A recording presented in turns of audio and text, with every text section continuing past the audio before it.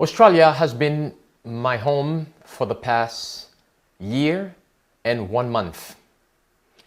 Australia has made a big impact on my life, especially the people here of Australia. I have visited many places in Australia, especially in Western Australia. Beautiful, beautiful places. I like this country. Beautiful country that God has placed in this part of the world.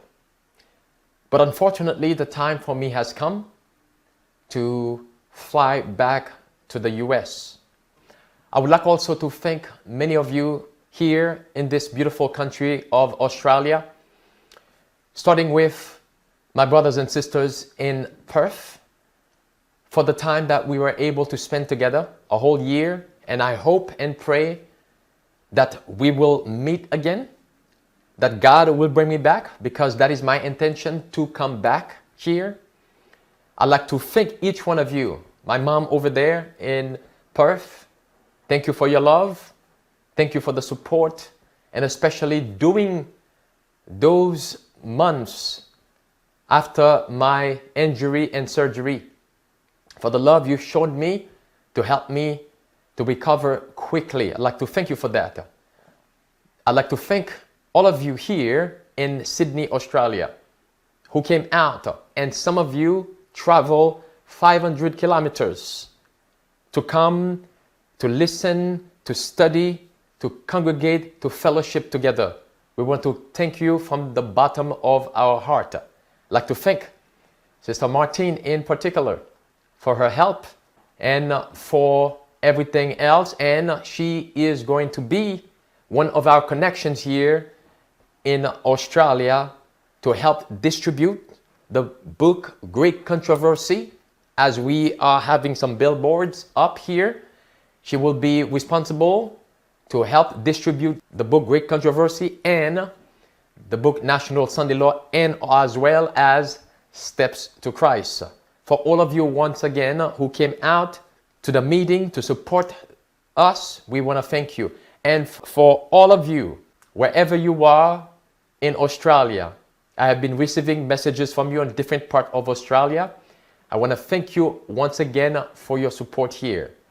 And I intend to come back here as soon as possible, because God, I believe, has raised me up as a missionary to go from one place to another, and that is what I want to do by His grace, by His help, until He comes again.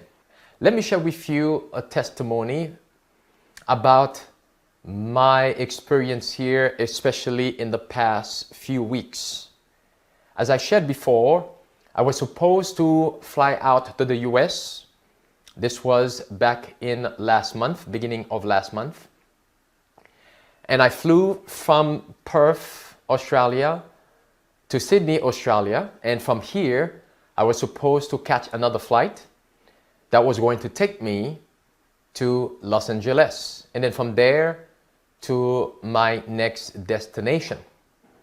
But as I mentioned before, God had another plan.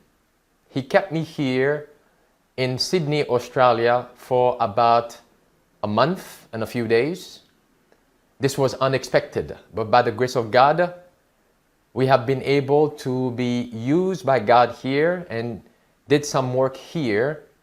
And the other blessing that came with that, and this is an encouragement to many of you out there.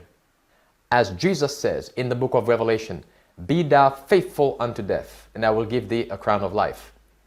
And that also applies to other things that we may think that are impossible for God to do.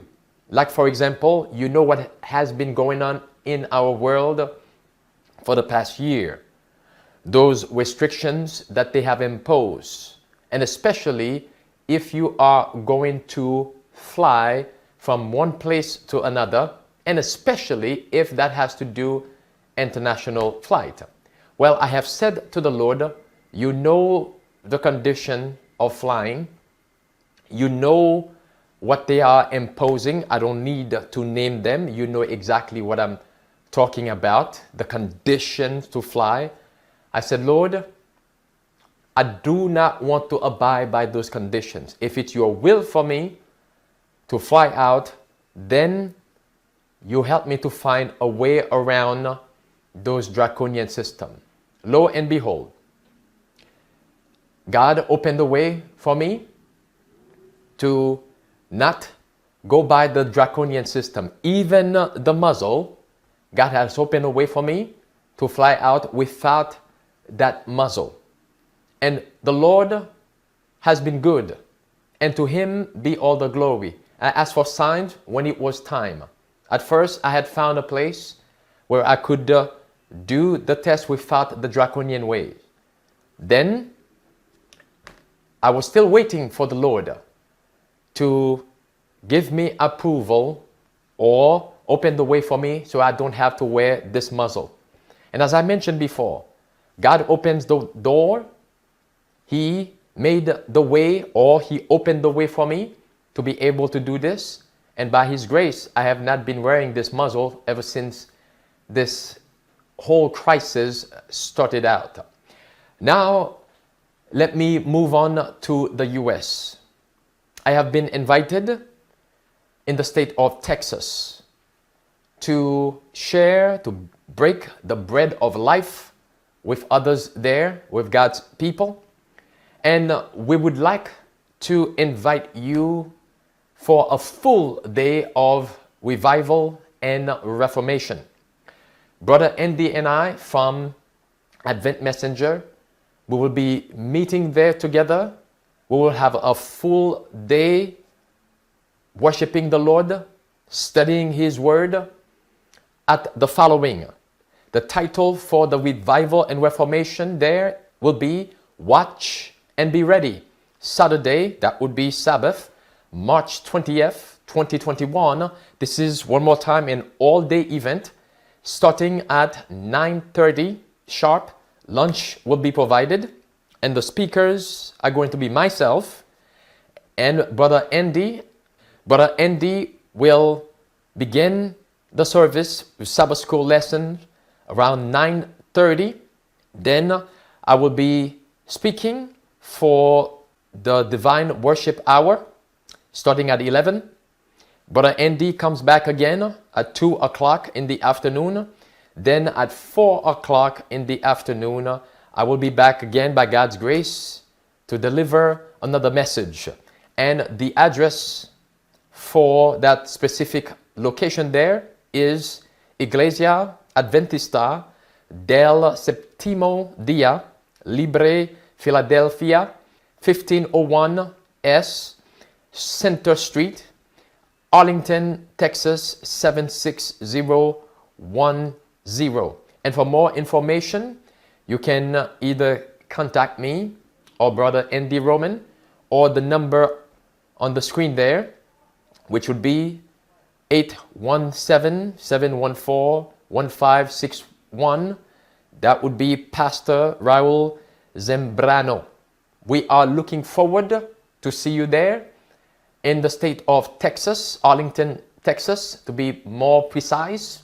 This coming Sabbath, the 20th, by God's grace, we will be studying about revival and reformation. We are looking forward to congregate together with you. We are looking forward to break the bread of life with you. We are looking forward to even break the physical food, physical bread with you.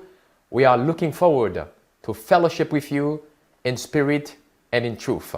May God richly bless you, and we will see you there by His grace.